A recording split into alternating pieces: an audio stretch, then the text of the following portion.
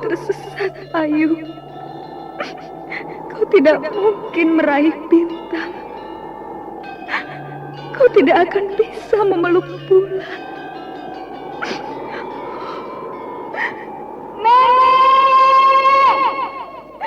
Nenek Raga Runting! Ayu! Ayu!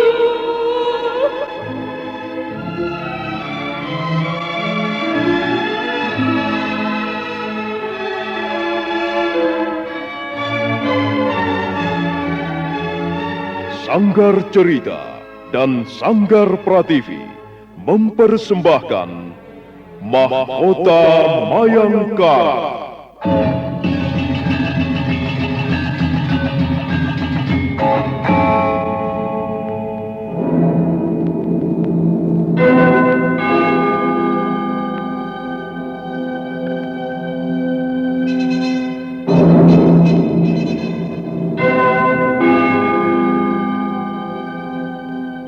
Cerita ini lanjutan dari Tutur Tinular. Kisah berlangsung pada zaman pemerintahan Prabu Jayanegara atau Kala Gemet, Raja Majapahit yang kedua.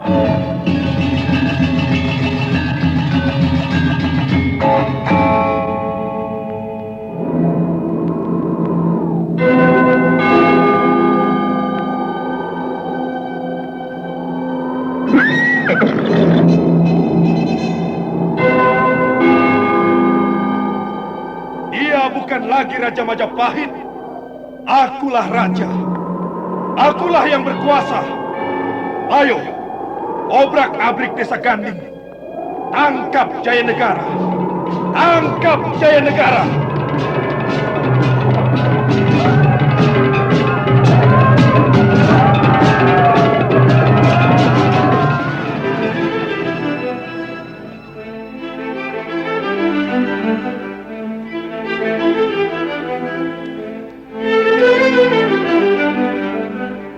Naskah ditulis dan diolah oleh S. Tijab, hiasan musik dan sutradara C. Ispriyonoka. Kali ini mengetengahkan episode ke-22 dengan judul Serigala Memangsa Serigala.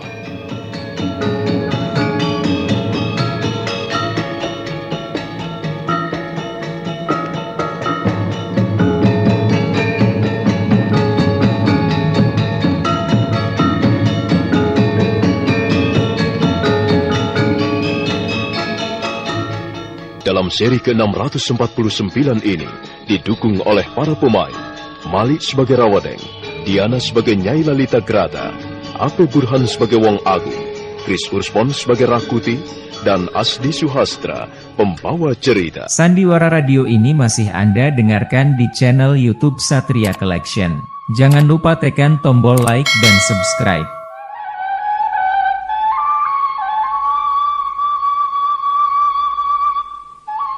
Malam mengalir lancar, serangga malam berdendang bersahutan.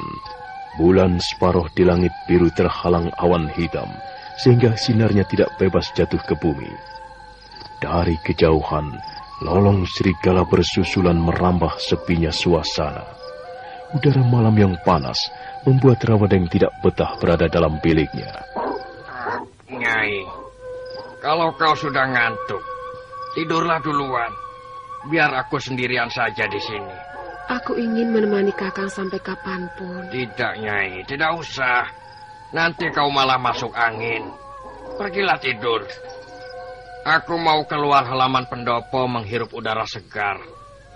Di dalam rasanya panas, Nyai. Kakang, rasanya Kakang aneh malam ini. Aku takut sekali terjadi pada diri Kakang. Jangan berpikiran yang bukan-bukan, Nyai. Aku tidak apa-apa.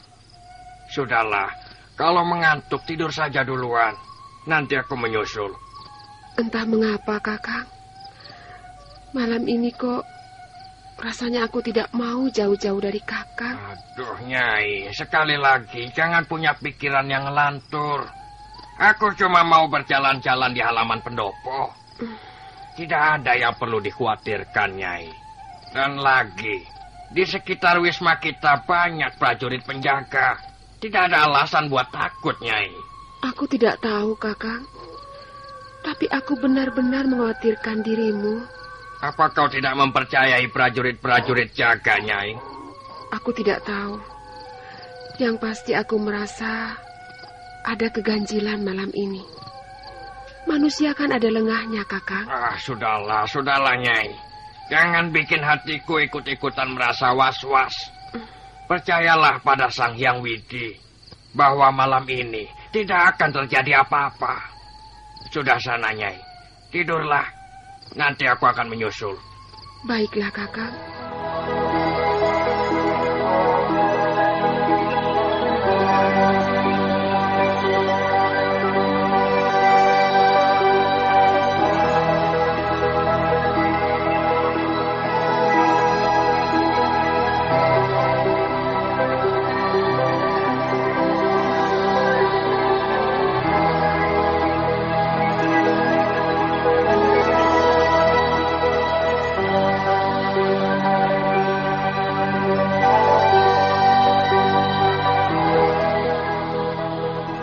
Nyai Lalita Grata segera beranjak ke bilik tidurnya.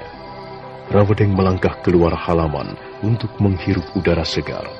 1-2 orang prajurit tampak menjalankan tugasnya berjalan hilir mudik. Rawedeng merasa nyaman berada di halaman pendopo. Dihirupnya udara malam puas-puas.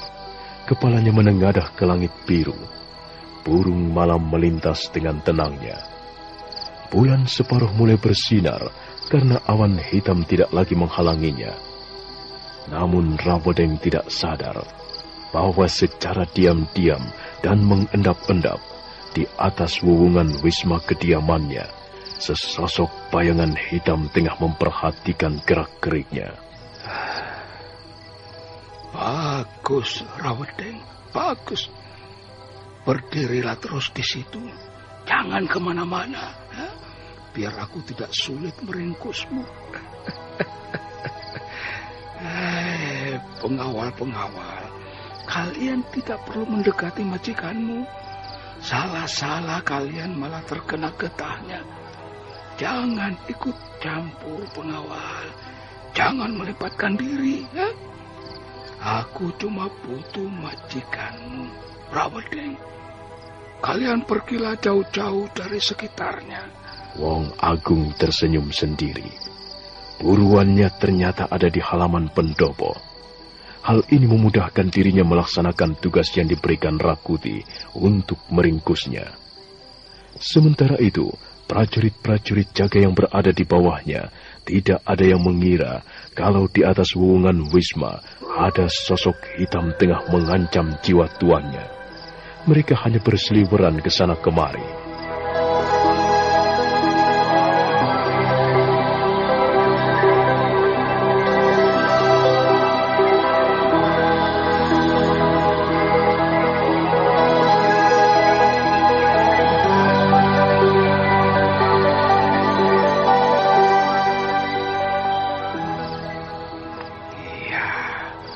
Sekaranglah saatnya kuringkus dia.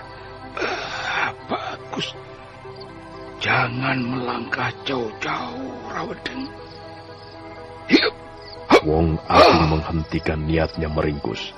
Tiba-tiba saja seorang prajurit mendekati Rawedeng dan bicara sedikit panjang lebar. Dengan setengah terpaksa, Wong Agung kembali ke tempat persembunyian semula sambil menunggu saat-saat paling tepat.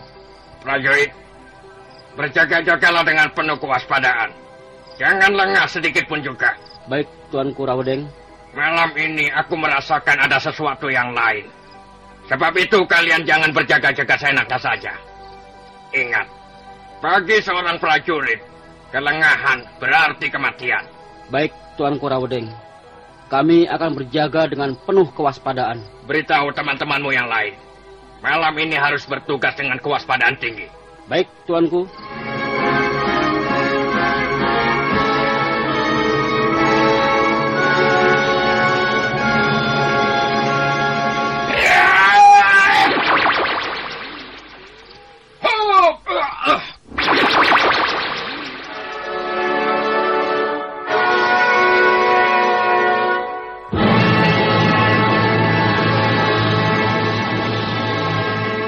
Tiba-tiba dan serentak, baru saja prajurit itu melangkah meninggalkan Rawadeng seorang diri, sebuah bayangan berkelebat cepat menyambar tubuh Rawadeng. Setelah itu keadaan sepi kembali, seperti tak ada kejadian apa-apa.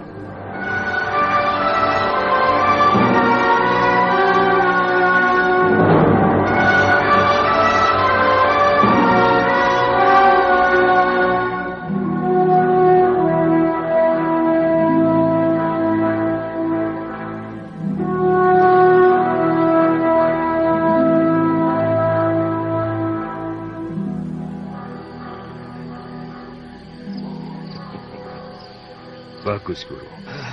Ikat saja di pohon itu.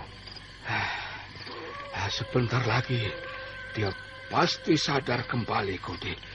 Aku menotoknya tidak terlalu kuat. Wong Agung membawa ke tempat yang sama di mana Rasmi dulu menemui ajalnya. Di sana, Rakuti sudah menunggu dengan tidak sabar. Begitu melihat gurunya datang membawa buruannya, dia nampak sembringah. Rawadeng lalu diikat pada sebuah pohon besar. Bagaimana, Guru? Semuanya berjalan sesuai rencana, bukan? Iya. Tidak seorang pun tahu atau memergoki aku mengambil Rawadeng dari wismanya. Apakah penjagaan para pengawal tidak terlalu ketat? Cukup ketat.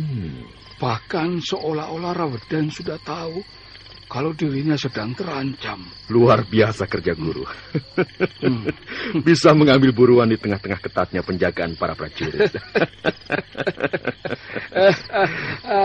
Tidak usah memuji, Kuti. Ini semua untuk mendukung lancarnya rencana kita.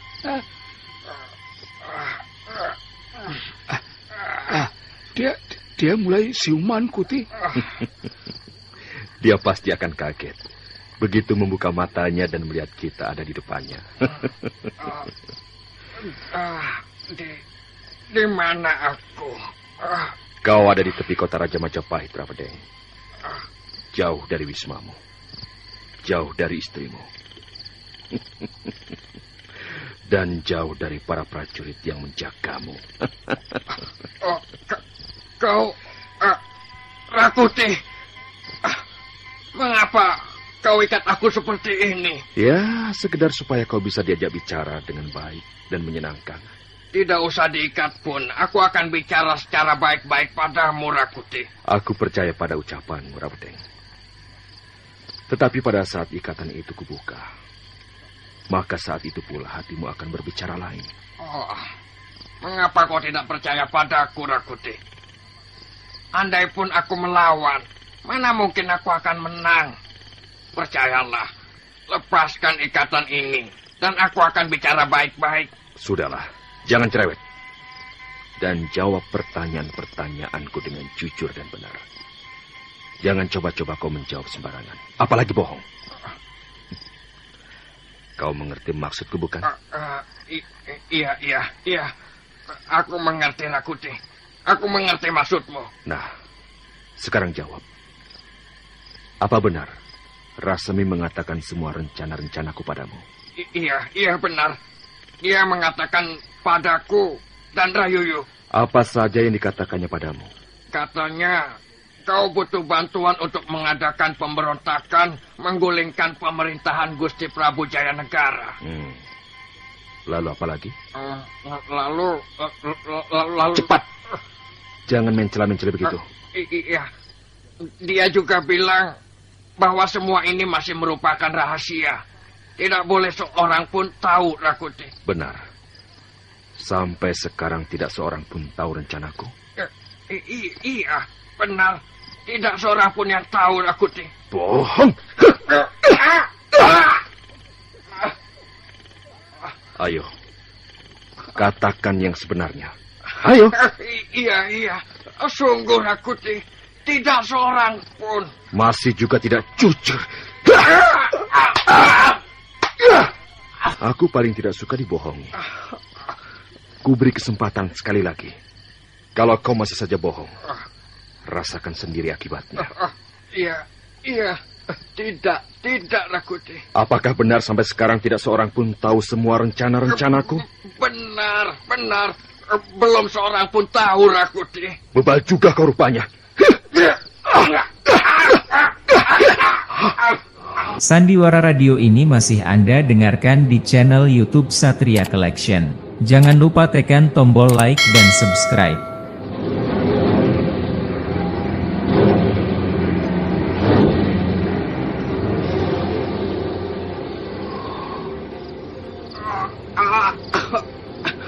Tobat. Ampun, Rakuti. Aduh, jangan kau siksa aku seperti ini, Rakuti. Aku tak akan menyiksamu kalau kau berbicara yang sesungguhnya dan tidak mengada-ada. Tapi setiap kulontarkan pertanyaan, kau selalu saja bicara ngawur.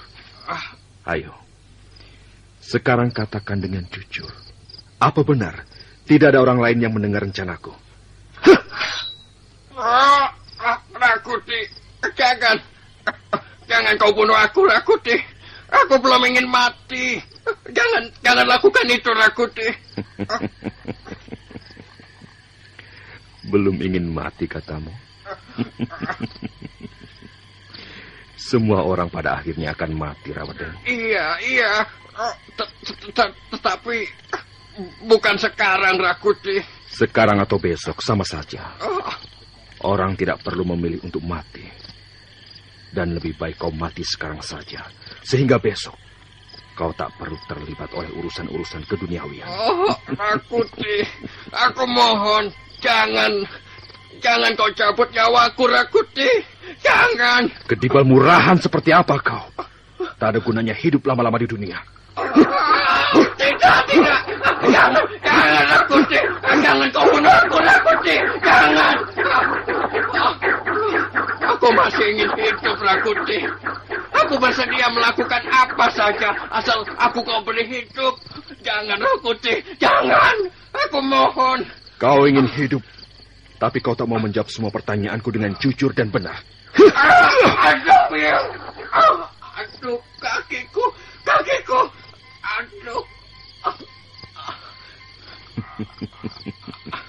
Itu baru kaki kirimu. Kalau tak jujur juga, maka giliran kaki kananmu. Jangan, Rakuti. Jawablah.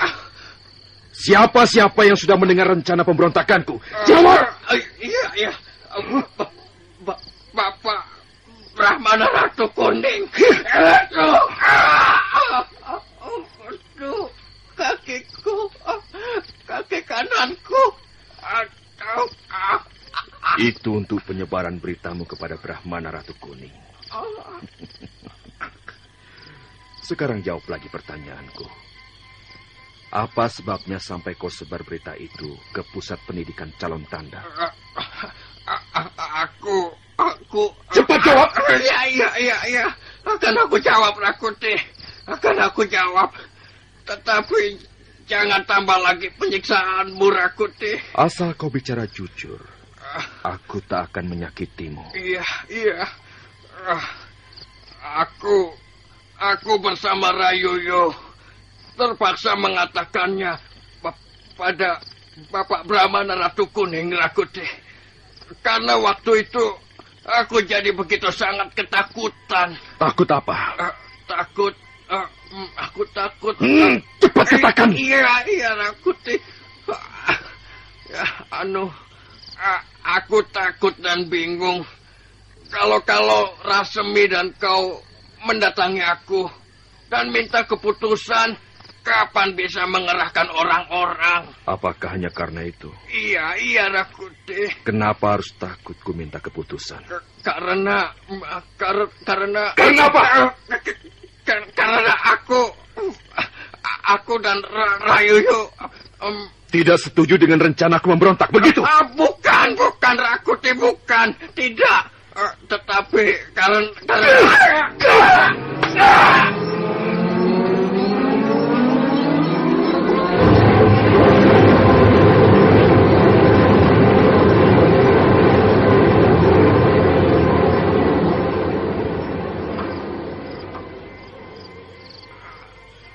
Aku paling tidak suka pada orang yang masih menyimpan rahasia. Dan kau pasti belum terus terang. Pasti masih ada yang kau sembunyikan. Aduh. Ratu Tobat. Katakan terus terang. Selain Brahmana Ratu Kuning, siapa-siapa saja yang sudah kau beritahu tentang rencana pemberontakan? Selain Bapak Brahmana Ratu Kuning, aku dan Rayuyu pernah membicarakan masalah ini dengan Ratanca, Rapanyak, dan Rapangsa. Oh. Jadi kalian telah membicarakannya dengan kelompok. Bagus. Lalu bagaimana tanggapan mereka? Mereka sama dengan pendapatku dan Rayuyu bahwa sebaiknya membawa masalah ini pada Bapak Brahmana Ratu Kuning di pusat pendidikan. Lalu Brahmana Ratu Kuning mengatakan apa mengenai rencana itu? Beliau mengatakan keberatan atas rencanamu memberontak, Rakuti. Apalagi? Lalu Ayo ngomong, jujur saja. Iya. Lalu beliau sarankan supaya aku dan Rayuyu berusaha mencegahnya. Mencegah? Iya. Bagaimana cara mencegahnya? Caranya mengadu domba antara kau dan Rasemi.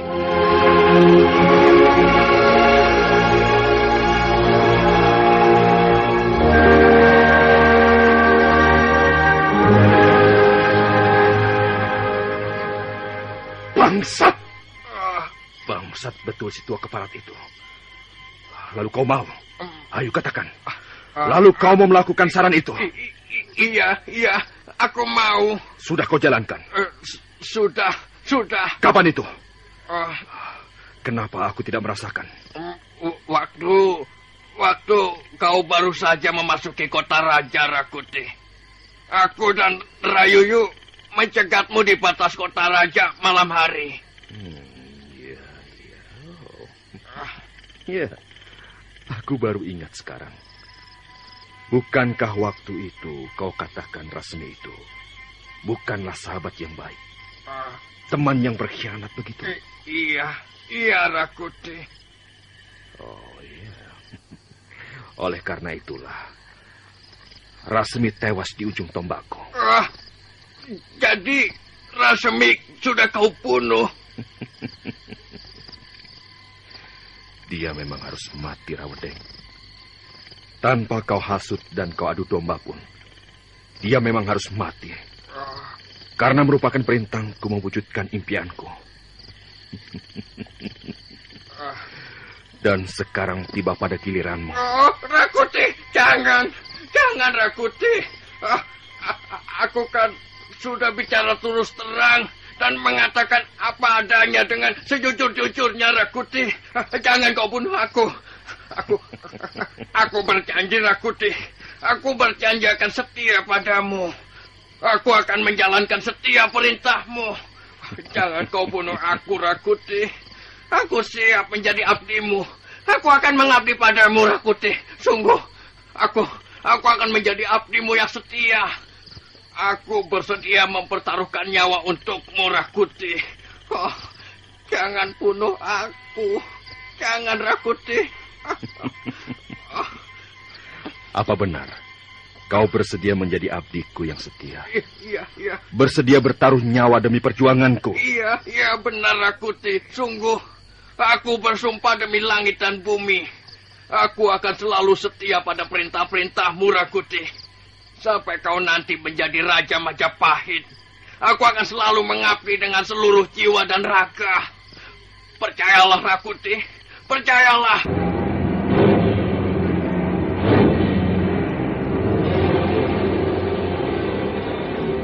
Rawedeng benar-benar dalam keadaan tidak berdaya. Tubuhnya terikat kuat di sebatang pohon besar.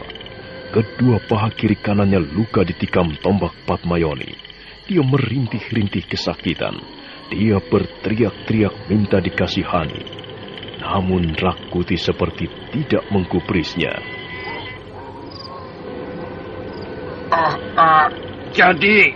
Jadi Rasemi telah tewas, Rakuti. Dia memang harus mati, Rawadeng. Tidak ada gunanya manusia macam dia hidup lama-lama. Tanpa kau hasut dan kau adu domba, aku memang harus membunuhnya. Karena dia merupakan perintang utamaku, mewujudkan cita-cita dan impianku.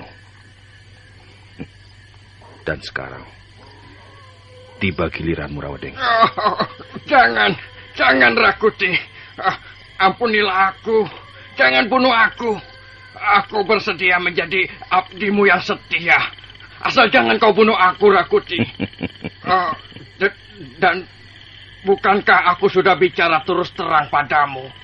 Aku sudah mengatakan yang sebenar-benarnya dan yang sejujur-jujurnya, Rakuti. Aku mohon, jangan bunuh aku, Rakuti. Berilah aku kesempatan untuk hidup dan mengabdi padamu. Sungguh, Rakuti, aku berjanji akan setia sebagai abdimu. Aku siap menjalankan apa saja yang kau perintahkan demi kesetiaanku kepadamu. Aku bersedia mempertaruhkan nyawa untukmu. Jangan bunuh aku, Rakuti. Benar. Kau berniat jadi abdiku yang setia. Iya, benar, Rakuti. Bersedia mempertaruhkan nyawa untuk perjuanganku. Iya, benar, Rakuti. Sungguh, aku bersumpah demi langit dan bumi. Aku akan selalu setia terhadap setiap perintahmu. Sampai nanti kau akan menjadi Raja Majapahit. Aku akan menjadi abdimu dengan seluruh jiwa dan raga. Percayalah, Rakuti. Percayalah. Sandiwara Radio ini masih Anda dengarkan di channel YouTube Satria Collection. Jangan lupa tekan tombol like dan subscribe.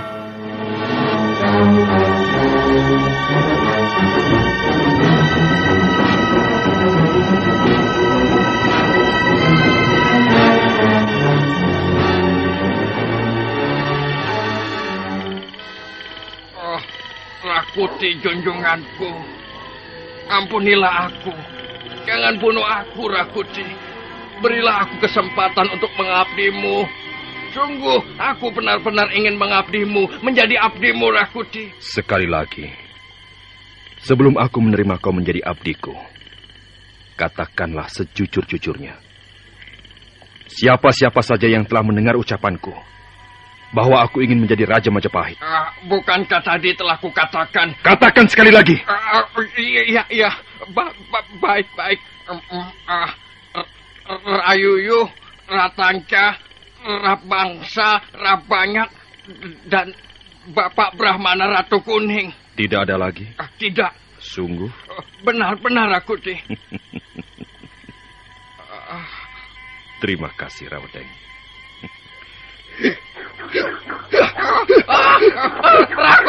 Rakuti. Kau mau membunuhku? Rakuti. Ampunilah aku. Jangan bunuh aku, Rakuti. Aku mohon jangan rampas nyawaku. Rakuti. Jangan bunuh aku. Jangan, Rakuti. Menangislah terus. Meratap-rataplah terus. Aku tidak sudi punya api cengeng seperti kau. Rakuti, jangan bunuh aku, Rakuti. Aku mohon jangan bunuh aku. Kasihanilah aku, Rakuti. Aku punya istri. Jadikanlah aku abdimu, hambamu. Lepaskanlah ikatan ini, maka akan aku cium kakimu. Rakuti, jangan bunuh aku. Aku mohon, Rakuti. Aku benci melihat seorang penggawa tinggi kerajaan merengek-rengek seperti ini. Kau bukan bocah laki, Rawadeng. Kau seorang penggawa tinggi. Tidak layak seorang berpangkat menangis-nangis dan merengek seperti ini. Penggawa Majapahit macam apa kau ini? Aku minta diampuni, Rakuti. Jangan bunuh aku. Aku belum ingin mati sekarang ini. Mati sekarang atau besok, sama saja. Bagi seorang prajurit, apalagi berpangkat penggawa, pantang menangis hanya karena ditodong sebilah tombak. Seharusnya kau bangga bisa mati di ujung tombak atau pedang. Karena itu, adalah suatu kehormatan buat seorang prajurit.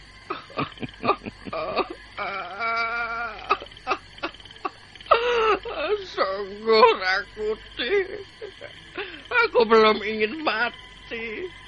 Aku masih ingin hidup. Berilah aku hidup untuk dapat menjadi abdimu, hambamu. Sungguh, Rakuti. Sungguh. Lama-lama aku bosan melihat tingkahmu itu. Gedibal macam apa kau? Tak layak hidup lama-lama di Majapahit. Rakuti. Tidak, jangan. Aduh, jangan. Aduh, ampun, Rakuti.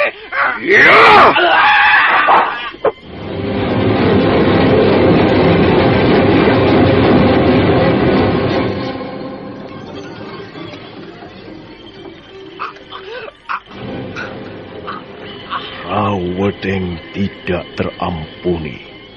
Dengan sekali sabetan dan sekali tikaman, tubuhnya berkelojotan mengejat-ngejat di sebatang pohon dalam keadaan terikat.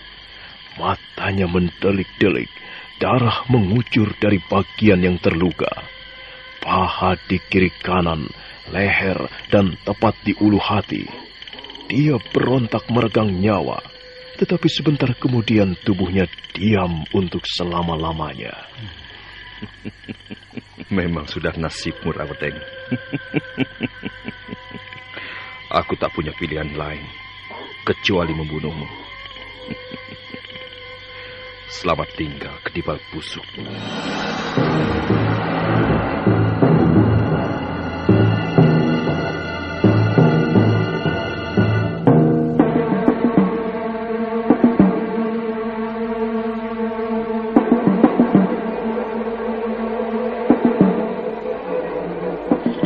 Sebagaimana Rasemi, Rawedeng pun terpaksa mengalami nasib yang sama di tempat yang sama pula, di tepi kota Raja Majapahit, di suatu tempat tersembunyi.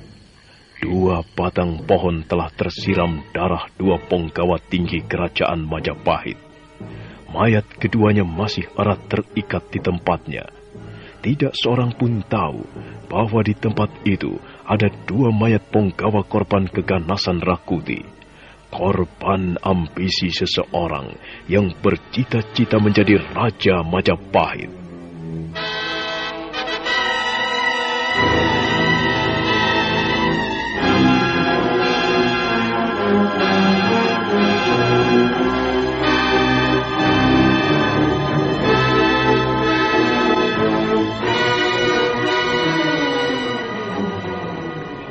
Kita tinggalkan tempat di mana 2 korban telah kehilangan nyawanya. Kini kita beralih ke wisma kediaman Rawedeng. Beberapa hari belakangan ini, Nyai Lalita Grata, istri Rawedeng yang mempunyai bentuk tubuh bagus, merasa gelisah dan risau karena suaminya tidak kelihatan. Sudah beberapa hari tidak pulang, juga tidak pernah meninggalkan pesan apa-apa.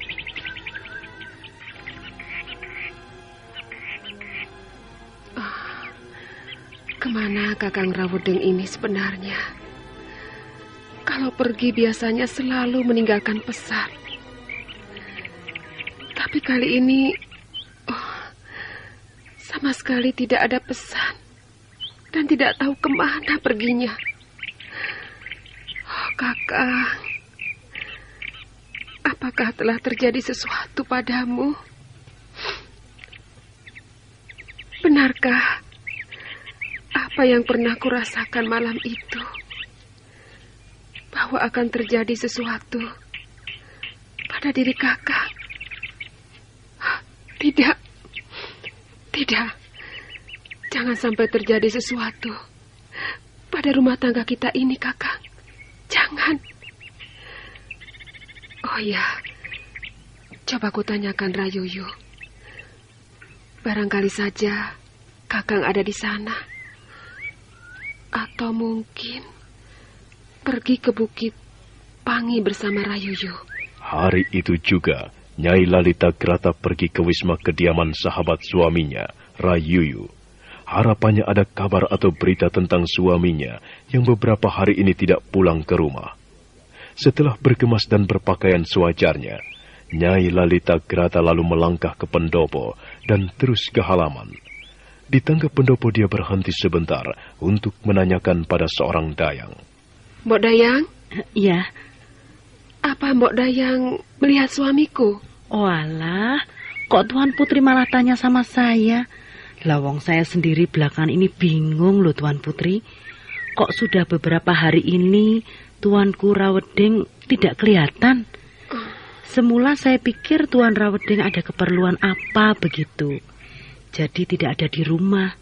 Nah, kalau sekarang Tuan Putri tanya, wah, saya malah tambah bingung. Kan tidak biasanya seperti ini, ya toh? Aku sendiri bingung, Mbok Dayang. Karena kepergian Kakang Rawedeng seperti angin. Dia hilang begitu saja. Padahal malam itu aku masih sempat bercakap-cakap. Dan dia menyuruhku tidur duluan. Apa tidak mungkin, Tuan Putri, kalau Tuan pergi berdua dengan Tuan Rayuyu? Biasanya kan beliau selalu bersama-sama. Iya. Aku baru mau tanya sama Rayuyu. Lambo iya, tanyakan saja Tuan Putri sebelum kasep dan terjadi sesuatu. Terjadi sesuatu? Maksud saya sebelum terlalu lama begitu. Apa Mbok Dayang tidak pernah menerima pesan apa-apa dari Tuan Rawedeng? Sama sekali tidak, Tuan Putri. Kalau begitu, panggilkan kusir. Biar kutanyakan pada Rayuyu. Mudah-mudahan ada kabar di sana. Baik, Tuan Putri, baik. Sandiwara Radio ini masih Anda dengarkan di channel YouTube Satria Collection. Jangan lupa tekan tombol like dan subscribe.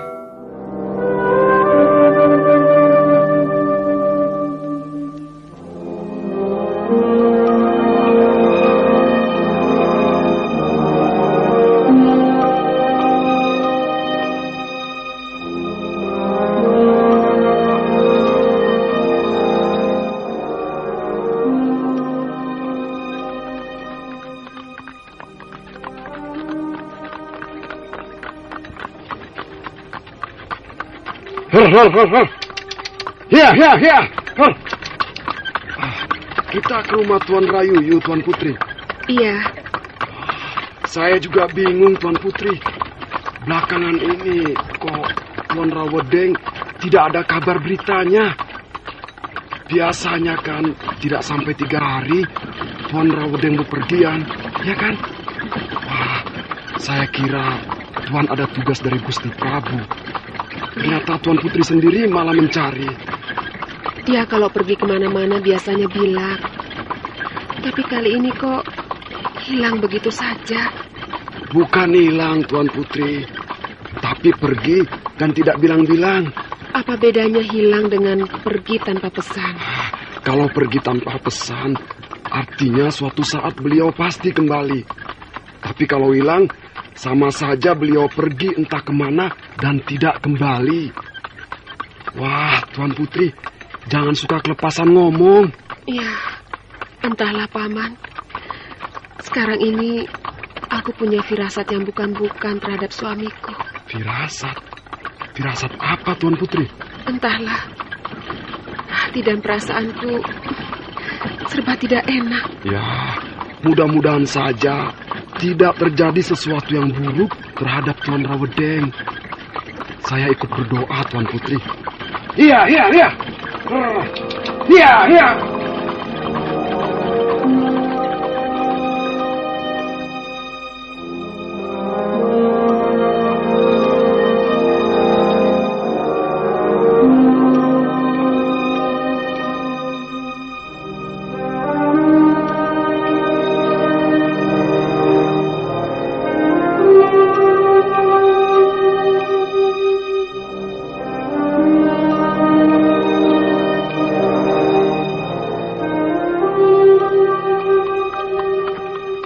Menjelang senja, Nyai Lalita Grata sampai di wisma kediaman Rayuyu, sahabat suaminya. Beberapa prajurit jaga memberi hormat pada istri penggawa berpangkat ini. Wisma Rayuyu nampak biasa-biasa saja. Kereta yang membawanya berhenti di depan pendopo. Setelah berpesan sebentar pada kusir, Nyai Lalita Grata lalu masuk menemui Rayuyu. Oh, Nyai. Waduh, Janur Gunung. Ada perlu apa, Nyai? Mana suamimu? Saya justru mau menanyakan kemana suamiku. Loh, ada apa dengan Rawedeng, Nyai? Sudah beberapa hari ini dia tidak pulang. Tidak pulang? Jangan main-main, Nyai. Rawedeng tidak pernah berbuat seperti itu, bukan? Sungguh, sudah beberapa hari ini suamiku tidak kembali. Apa tidak pernah pesan? Atau mau kemana begitu, Nyai? Sama sekali tidak. Aku... Cobalah, Nyai. Ceritakanlah yang sebenarnya, Nyai. Ada apa ini? Malam itu adalah malam terakhir aku dan Kakang Rawedeng bertemu. Dia mengatakan malam terasa panas. Lalu dia mengajakku ngobrol di pendopo sampai larut malam. Ya, memang kulihat dia agak lain dari malam-malam biasanya. Tapi dia mengatakan tidak ada apa-apa. Aku tidak puas dengan jawabannya itu. Kudesak terus. Dan akhirnya dia mengatakan keresahannya tentang Rakuti. Resah tentang Rakuti? Iya. Katanya bayangan Rakuti selalu menghantui dirinya. Dia takut sewaktu-waktu nyawanya terancam karena pernah ikut mendengar niat Rakuti ingin menjadi raja. Iya. Kami memang pernah membicarakan hal itu, Nyai.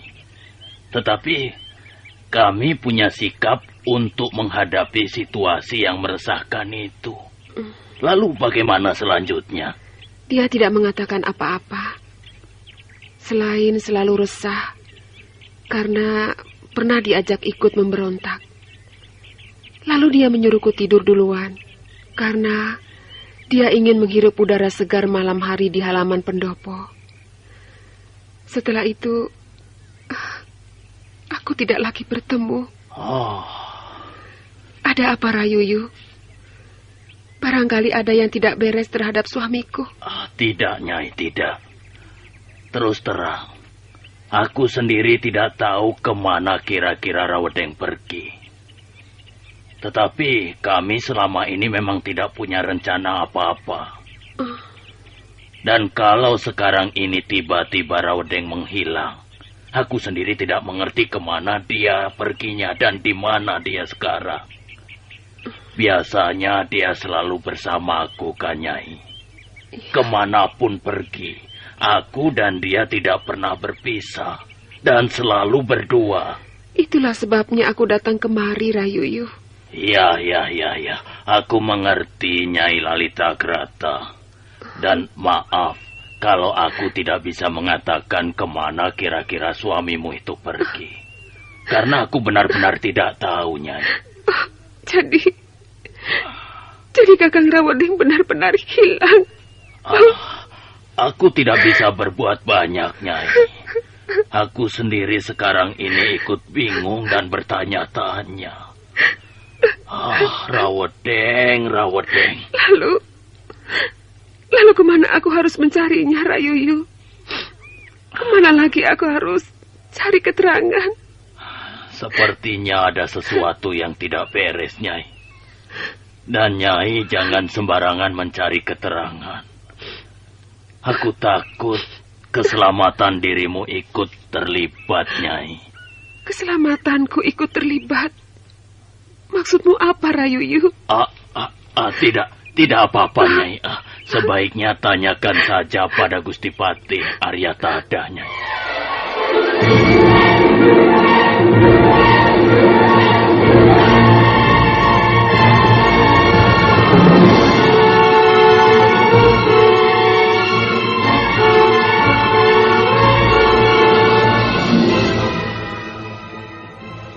Gusti Patih Aryatada. Aku tidak berani menghadap beliau, Rayuyu. Ini lebih bagus daripada kau tanyakan pada orang yang kita tidak tahu asal-usul perkaranya. Rasanya berbahaya. Kalau Nyai mencari keterangan pada orang yang seharusnya tidak boleh tahu masalah ini. Oh, Rayuyu. Apakah persoalan hilangnya suamiku erat kaitannya dengan soal Rakuti? Aku sendiri tidak berani mengatakannya, Nyai. Sekarang ini situasinya serba membingungkan. Susah ditebak. Oleh karena itulah menurut pendapatku, sebaiknya Nyai datang saja pada Gusti Patih Aryatada. Katakanlah semuanya kepada beliau. Tapi ingat, Nyai, yang satu itu tidak perlu Nyai sampaikan.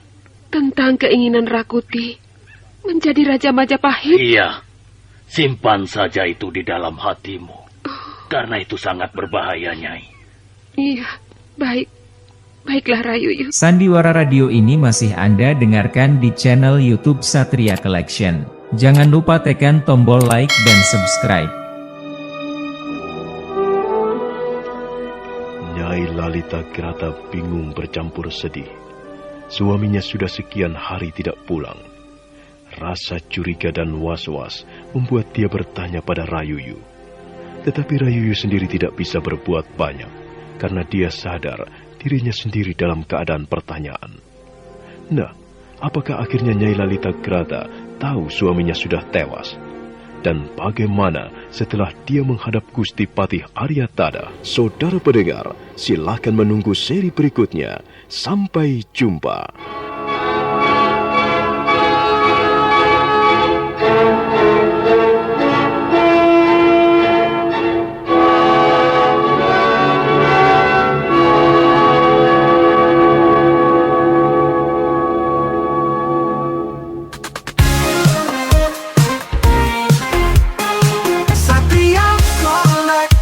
Bawa hiburan dengan gaya yang tak pernah padam. Jangan ragu, klik subscribe.